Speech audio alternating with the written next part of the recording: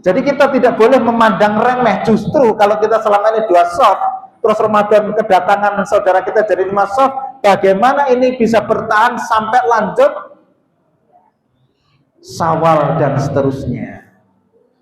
Jadi Bapak harus menjaga tamu juga. Jadi yang takmir masjid dan jamaah tetap ini bagaimana sampai itu ramah, rajin, menghormati kawan-kawan kita yang musiman.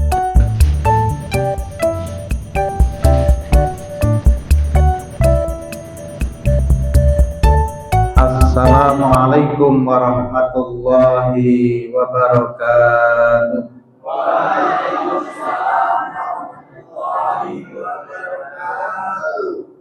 Innal hamdalillahi rabbil alamin walladzi arsala rasulahu bil huda wad dinil haqq liyudhhirahu 'alad dini kullih wa kafaa billahi syahida.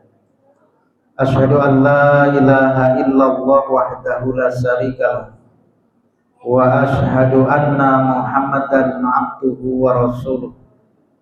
Wassalatu wassalamu ala nabiyyina Muhammad wa ala alihi wa sahbihi ajma'in. Fa ya ayyuhal hadirun wal hadirat rahimakumullah. Ya ayyuhalladzina amanu taqullaha haqqa tuqatih wa la tamutunna illa wa antum muslimun. Yang saya hormati, sama-sama kita hormati Bapak Imam dan takmir masjid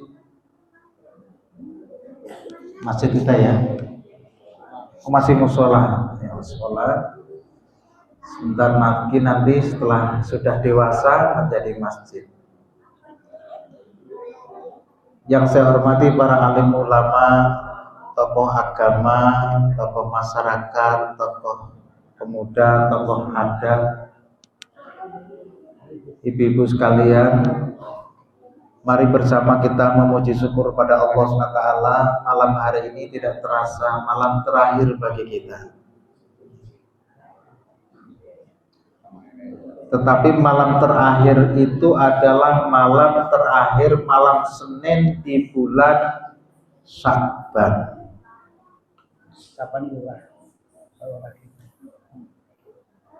Sehingga Bapak Ibu jamaah sekalian, kita berdoa pada Allah mudah-mudahan ini bukan yang terakhir bagi kita, hidup kita ya. Tapi mudah-mudahan yang hadir ini semuanya dipanjangkan umurnya, dipanjangkan rezekinya, dipanjangkan kesempatan untuk taat ibadahnya. Semua yang hadir itu mendapatkan syafaatnya dari Rasulullah Sallallahu Alaihi Wasallam, sehingga hidup kita ini menjadi selamat fid dunya wal akhirah. Mari bersama sholawat serta salam kita sanjungkan pada junjungan kita Nabi besar Muhammad Sallallahu Alaihi Wasallam. Bapak Ibu jamaah sekalian, sudah semestinya di banyak tempat di bulan Sya'ban, terutama yang akhir seperti ini, itu Rasulullah SAW menuntunkan kepada kita sekalian supaya kita itu mengadakan tarhib, mengadakan kajian-kajian song-song Ramadan.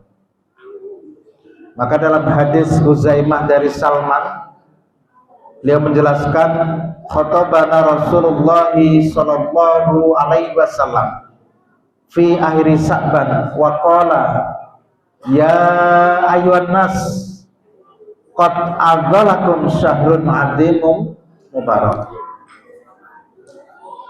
Pada akhir bulan Sya'ban, Rasulullah sallallahu alaihi wasallam itu mengumpulkan para sahabat, kemudian beliau berkhutbah di hadapan kami. Ya ayyuhan nas, wahai manusia sekalian, qad adzalakum syahrun azimun mubarak.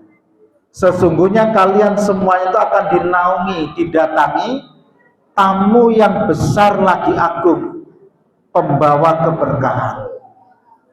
Maka siapkan dirimu menyambut tamu yang agung itu, yang besar itu.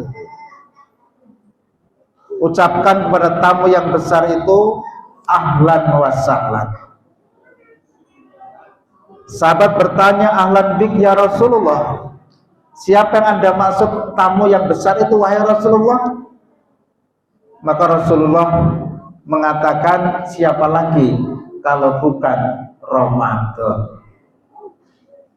Maka ucapkan kepada tamu itu adalah ahlan wa sahlan ya Ramadan. Selamat datang bulan Ramadan. Bapak Ibu sekalian,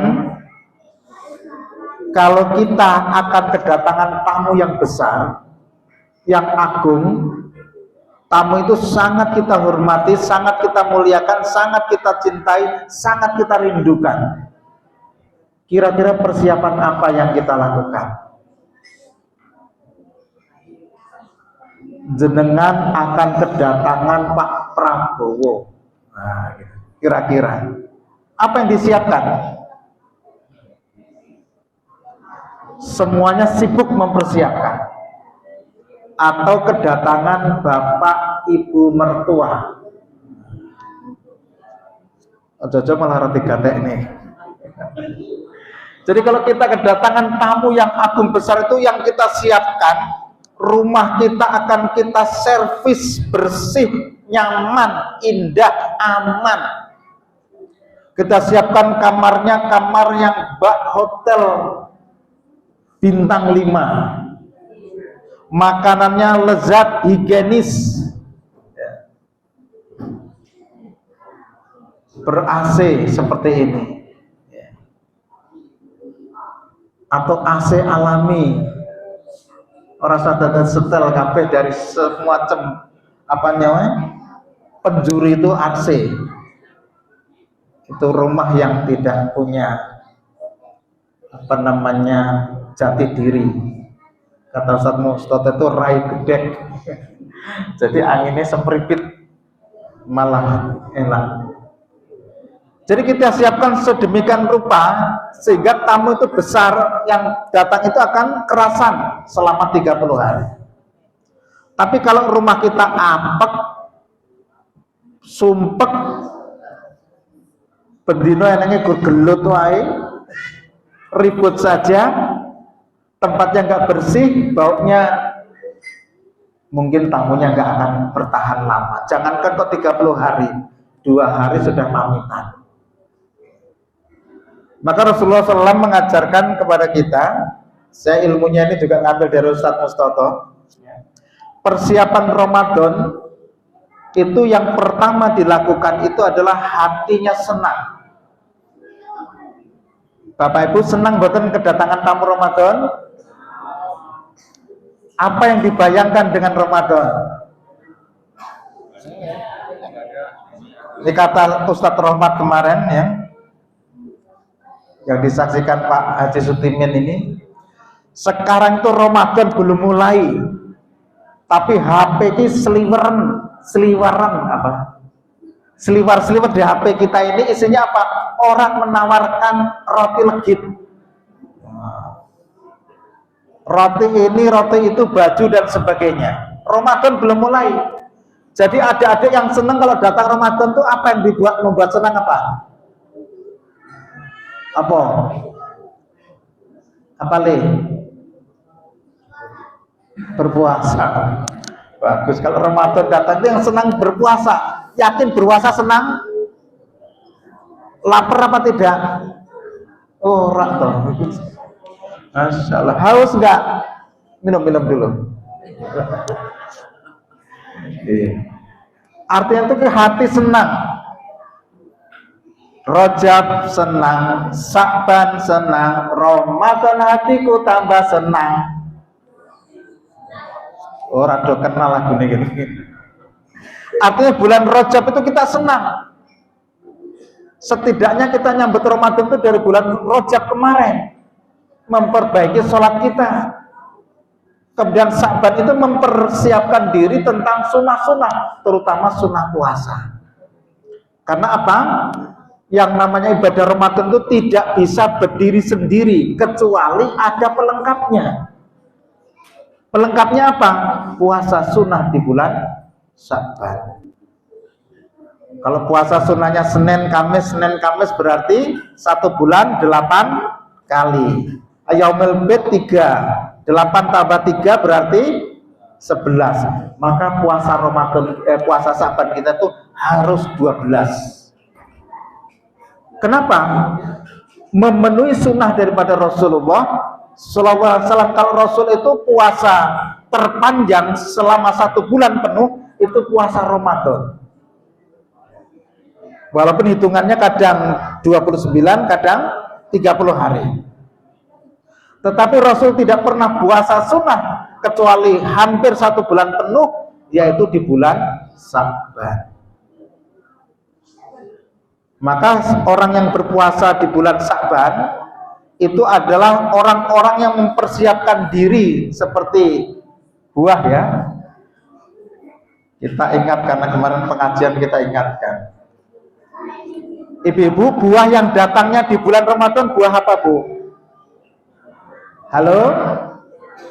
Buah kurma. Yang kedua buah kolang kaling. Yang ketiga buah apa? Roti. Kok roti? Timun suri. Jadi orang yang kualitas berpuasanya baik itu Ramadan biasanya itu setangguh kurma dan kolang kaling. Karena kalau dimasak dengan bagus, disimpan dengan bagus, itu bisa bertahan sampai berbulan-bulan. Tapi kalau timun suri berapa lama bertahan? Paling hanya 3 hari, 4 hari, paling suwe seminggu. Jadi nanti begitu Ramadan datang, orang itu melaksanakan ibadah, diantaranya itu adalah taraweh, itu rame. Masjid kita ini, musola kita penuh. Ini ada tamu Bapak dari Gunung Sugih ya Pak. Bapak ini juga takmir masjid ya. Kalau Ramadan penuh Pak ya, penuh. Sampai selesai Pak. Alhamdulillah. Di sini juga sama Pak. Beda sedikit. Kita kalau Ramadan itu ramai pertamanya, penuh. Setelah itu nanti ya tinggal kualitasnya seperti kolang kaling, seperti kurma atau seperti timun suri. Baru seminggu biasanya sudah letih, sudah lemes, sudah tidak datang lagi. Kenapa?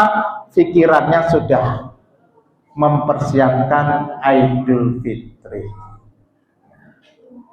Jadi mari kita jadikan diri kita orang yang tangguh seperti kurma itu, jangan seperti timun suri.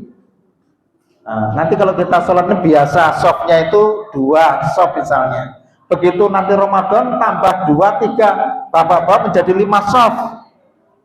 Terus ojo diomongin, nah kayak sing nomor 3, 4, 5 kayak bagaikan timun suri. Ora lah, yuk titenono, jajal delok seminggu. Tenan ternyata. Jadi kita tidak boleh memandang remeh. Justru kalau kita selama ini 2 sop, terus Ramadan kedatangan saudara kita jadi 5 sop, bagaimana ini bisa bertahan sampai lanjut Syawal dan seterusnya. Jadi Bapak harus menjaga tamu juga. Jadi yang takmir masjid dan jamaah tetap ini bagaimana sampai itu ramah, rajin, menghormati kawan-kawan kita yang musiman. Karena ini dianggap Ramadan musiman. Enak Ramadan itu musingkan. Enggak mumet tuh. Wes disiapkan tarot sesuk renek wong ini. Padahal mone penuh. Nah, tapi tidak mengapa, semua itu sudah dihitung Allah SWT. Jadi persiapannya itu dengan hati senang, ya. Buat Ramadan itu dengan Ramadan senang.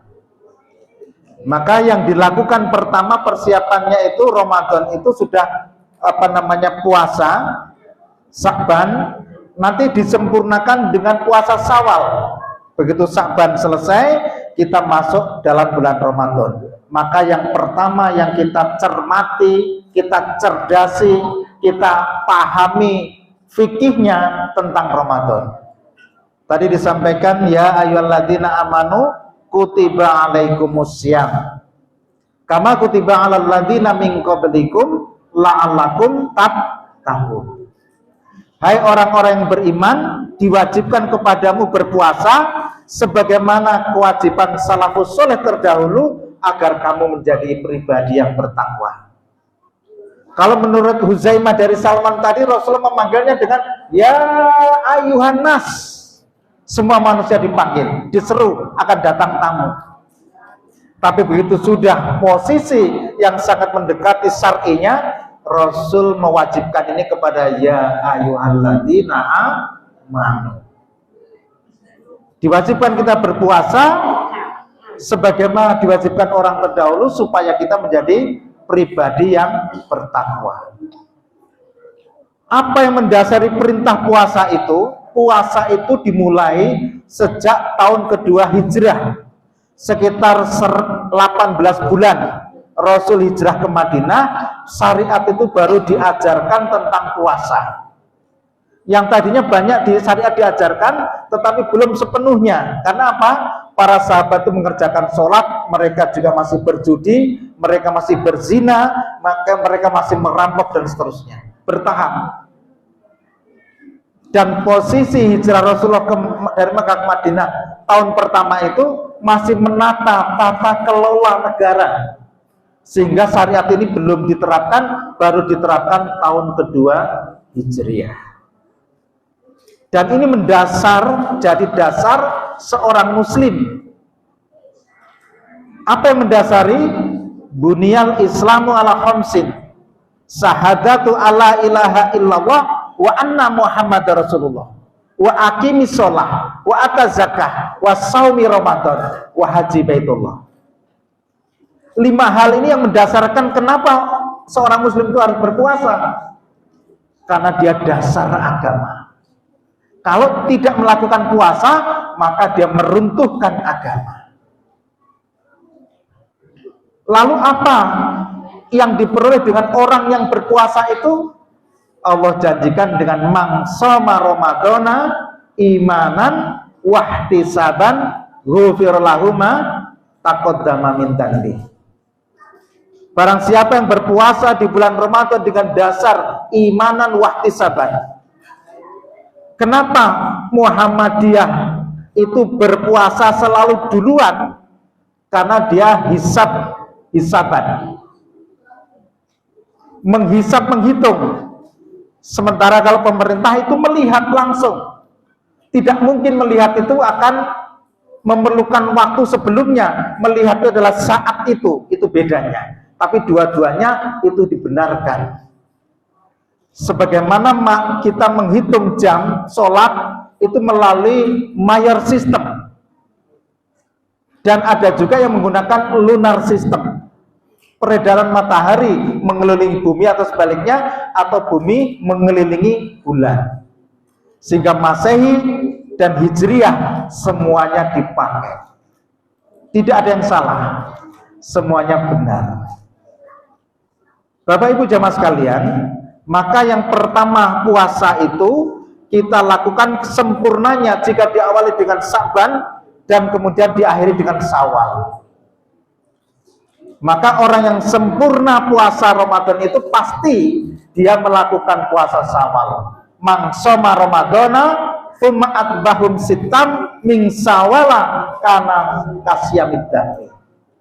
Barang siapa yang berpuasa di bulan Ramadan diikuti dengan puasa 6 hari di bulan Syawal, baginya seperti puasa sepanjang masa. Bukan barang siapa yang berpuasa Ramadan dan diikuti 6 hari, bukan, tetapi puasa Ramadan kemudian diikuti puasa 6 hari. Jadi itu satu rangkaian Bapak Ibu. Kalau ingin mendapatkan la'allakum tattaqun dengan tujuan puasa, maka lakukanlah puasa sunnah Sya'ban dan puasa penutupnya adalah Syawal. Dimulai tanggal berapa, Dek? Halo? hari kedua minimal. Hari pertama boleh tidak? Tidak, haram. Dilarang berpuasa di hari-hari yang ditentukan. Di antaranya adalah 1 Syawal. Ya. Maka nanti Ramadan itu akan jatuh pada tanggal 1 Ramadan. Termasuk Syawal nanti akan jatuh pada tanggal 1 Syawal. Ya kan gitu-gitu. Iya. Yang kedua, setelah Ramadan ini dilakukan dengan baik, apa yang dilakukan menyambut Ramadan itu nanti diisi Ramadan itu isinya apa? Isinya adalah sholat tarawih. Siangnya saum Ramadan, malamnya qiyamul lail Ramadan atau sholat tarawih.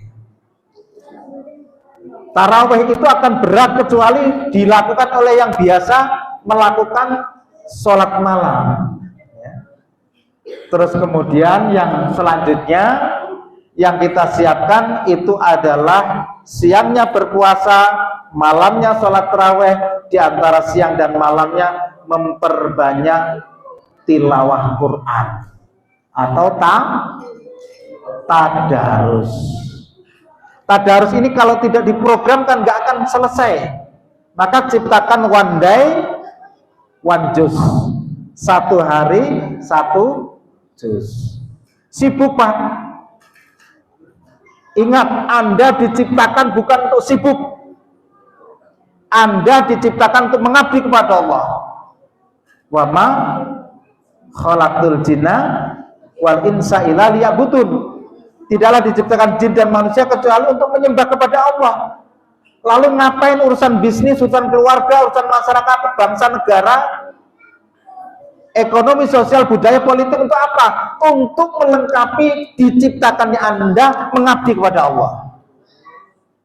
Jadi yang namanya sholat mengabdi kepada Allah itu adalah penuh waktu, bukan sisa waktu. Ingat ini, catat. Halo Bu, menyembah Allah itu apa? Penuh waktu apa sisa waktu? Halo? Rawanin jawab dong Pak. Penuh waktu. Jangan sampai bisnismu, usahamu, semua perdaganganmu, pergaulanmu ngandikrilah, menyebabkan kamu lupa mengingat Allah. Orang sholat gara-gara sibuk. Wa may yaf'al dzalika fa ulaika humul khasirun. Barang siapa yang berlomba ngurusin dunia kok tidak sholat, itulah orang-orang yang merugi. Orang merugi itu pasti tempatnya di tempat yang buruk. Maka kita siapkan yang ketiga ini betul-betul dengan membaca Al-Quran. Silakan ba'da taraweh atau ba'da sahur atau ba'da subuh atau waktu istirahat di antara sholat zuhur, sholat asar, monggo silakan. Wakafkan waktu Anda untuk membaca Al-Quran. Kenapa? Karena Al-Quran itu akan memberikan syafaat kepada Anda di yaumil kiamah, terutama nanti di alam barzakh. Al-Quran itu akan muncul sebagai seorang pemuda tampan yang membuat risau malaikat yang mau nanya, Mas, pergi dulu Mas, saya mau menanya jenazah ini tentang pertanggungjawabannya hidupnya di dunia. Enggak, saya tidak akan pergi, silakan tanya, saya akan mendampingi dirinya. Loh, Anda ini siapa? Saya adalah Al-Quran yang selama di dunianya dia baca. Maka ini akan dibantu oleh, maka namanya puasa, kemudian Al-Quran itu akan memberikan syafaat kepada orang yang cinta kepada dirinya, sebagaimana syafaat yang diberikan Rasulullah SAW kepada Muslim yang taat ini. Yang keempat, apa yang dipersiapkan? Yang dipersiapkan ini masalah kecil-kecil ini. Ini namanya takjil. Takjil itu adalah makanan yang siap saji diberikan kepada orang berpuasa, namanya iftar. Maka di dalam bulan Ramadan kita semuanya harus menjadi pelaku-pelaku iftarus shaim. memberi makanan siap saji kepada orang yang berpuasa di saat berbuka. Pahalanya seperti apa? Pahalanya seperti orang yang memakan makanan kita. Jadi nanti kalau salah satu jamaah kita nanti buka bersama di rumahnya Pak Arkom misalnya, Pak Arkom itu menyiapkan hidangan untuk berbuka, maka Pak Arkom itu akan memperoleh satu pahala untuk dirinya dan pahala sebanyak orang yang makan hidangan yang disediakan oleh Pak Arkom. Ini contoh loh Pak Arkom, ngetek-ngetek ini. Artinya apa? Silahkan masjid musola menjadwal dibuat takjil agar orang tidak sempat lagi buka di rumah, tapi bukanya di masjid agar sholatnya berjamaah tepat waktu dan tidak ketinggalan. Dan yang berlapang rezeki, monggo ini bingkisan ini dibuat ya, kemudian kirimkan ke panti-panti asuhan seperti Bina Rohama atau ke masjid-masjid musola atau di jalan-jalan. Tujuannya apa? Cara cerdas untuk memperoleh pahala berlipat ganda. Pahala satu untuk dirinya, pahala yang orang memakan kue dari kita.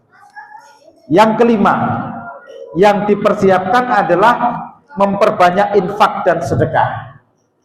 Di bulan Ramadan itu tidak ada hitungan pahala itu satu, Pak. Pahala itu dimulai dari 10, 70 sampai berlipat kali, hanya Allah yang tahu tentang pahala puasa itu. Kenapa? Karena kita sholat, kita haji, kita umroh, kita memberikan sedekah, itu semuanya diketahui manusia. Tetapi yang namanya puasa itu hanya dirinya dan Allah yang tahu. Contoh, tapi tidak mungkin contoh ya boleh ya. Ini sudah pulang dari pasar, capek, Pak Sutimin itu kemudian ke belakang, ke dapur, loh kayak ini kok panas temen ya, mau enek sisa sahur mau. Nah, dilihat. Terus karena tidak ada orang, ngambil teko atau ngambil air minum terus minum. Terus Bu Nur tanya, Pak kok ngendi mau? Dari belakang toh. Kok lewat dapur ada apa? Ya sumure kan lewati dapur. Jadi yang mampir nggak apa-apa. Bapak nggak minum, sembrono ya ora lah, gelok cangkemnya apa teles. Tidak ada yang tahu kecuali Pak Sutimin dan Allah. Maka inilah beratnya pahala, luar biasanya tinggi timbangannya itu karena hanya dirinya dan Allah yang tahu. Kira zamanku cilik biyen kayak gitu Pak, ngarit di sawah, di ladang, wah, panas, adus. Nah, sekali nyelam 2-3 pulau terlewati. Jadi kalau nyelam karo ngombe, ora enek sing ngerti. Lah ngopo sangger poso kok jam 09.10 mesti adus iki ngopo to? Ya panas Pak ngadem. Pas nyelam ngombe enek sing ngerti. Itulah maka puasa itu memerlukan kejujuran betul, ya, ketakwaan luar biasa. Yang selanjutnya memperbanyak infak dan doa, infak dan sedekah tadi. Kemudian selanjutnya memperbanyak istighfar dan doa. Mustajab sepanjang Ramadan itu doanya.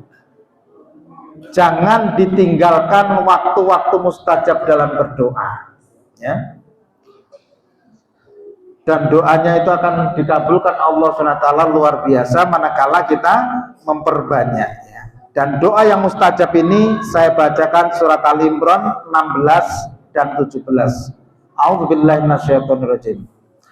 Alladzina yaquluna rabbana innana amanna faghfir lana dzunubana wa qina adzabannar, yaitu orang-orang yang mengatakan wahai Rabb kami, sesungguhnya kami beriman, maka ampunilah dosa-dosa kami dan peliharalah kami dari azab api neraka.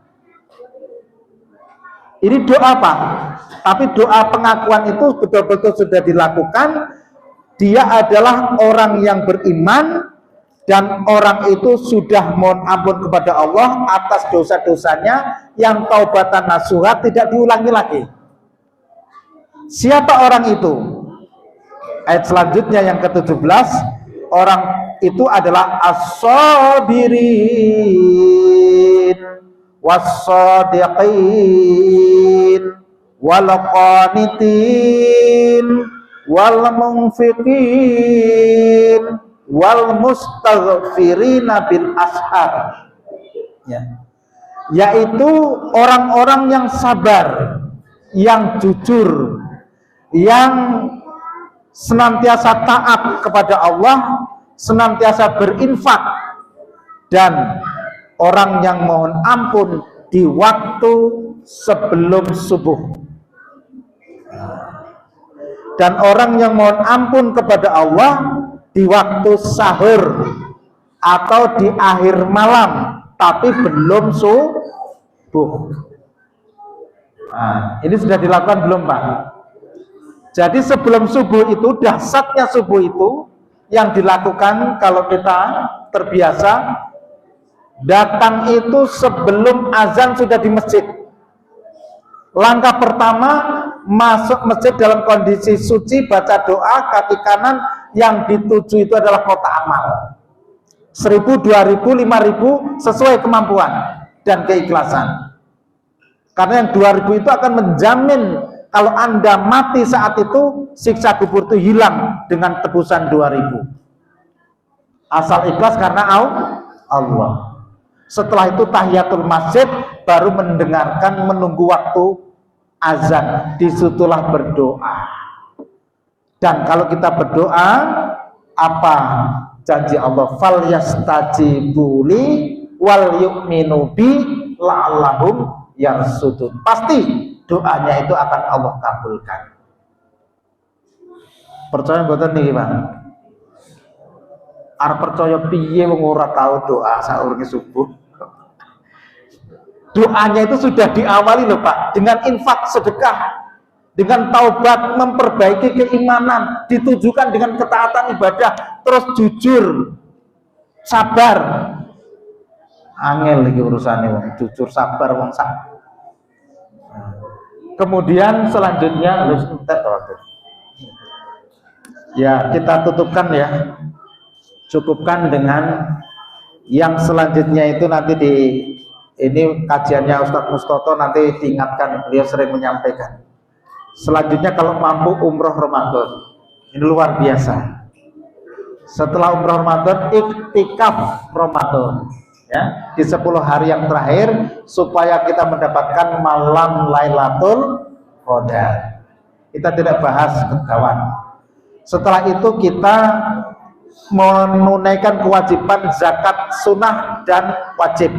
Zakat wajib itu zakat membayar zakat fitri atau zakat jiwa, penyempurna dari puasa. Nggak enak gunanya poso nih kalau tidak membayar zakat fitri 2,5% 2,5 kilogram makanan pokok kita minimal. Kemudian zakat wajib lainnya adalah zakat mal. Kalau kita biasa dihitung haulnya itu 1 tahun, ya, udah mencapai harga emas 85 gram, maka keluarkan 2,5%. Emas sekarang itu sekitar 1,5 juta.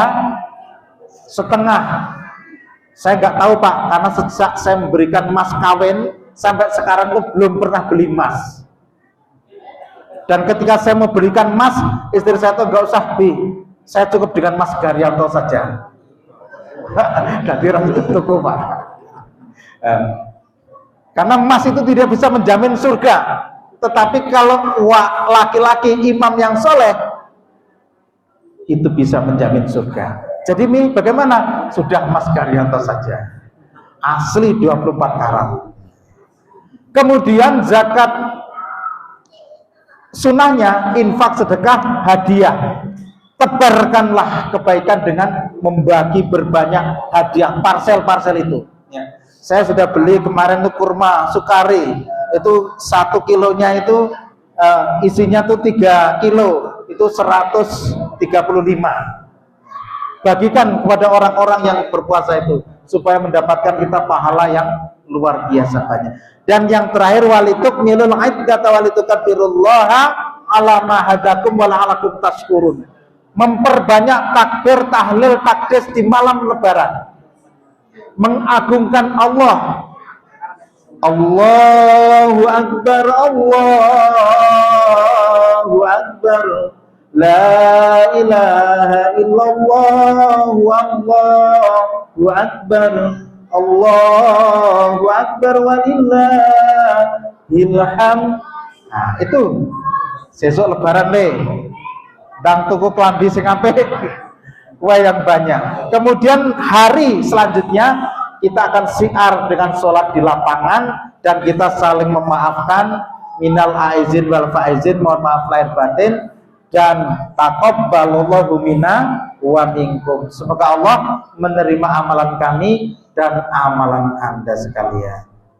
Demikian Bapak Ibu, para imam dan takmir masjid, mohon maaf selama ini kalau ngaji saya itu menyinggung perasaan, itu saya sengaja menyinggung perasaan karena Allah, demi Allah, ya. Saya suka Anda karena Allah, saya benci Anda karena Allah, ya. Kemudian ya untuk selanjutnya kira-kira ada manfaatnya ya engko diundang nih satu-satu. Tapi kalau tidak ada manfaatnya cukup sampai di sini. Kalau nama saya nggak ada, jenengan sing apik-apik nanti di surga, ya tolonglah cari Garyanto, ojo-ojo keselip nang neraka. Pastimin ya, dicari. Dan kalau saya takdirnya masuk surga, maka saya akan bayangkan wajah-wajah Anda ini. Ya Allah, dia saudaraku, ngaji bersamaku, ya Allah. Maka panggillah dia bersamaku di surga. Alhamdulillahirabbil alamin. Assalamualaikum warahmatullahi wabarakatuh.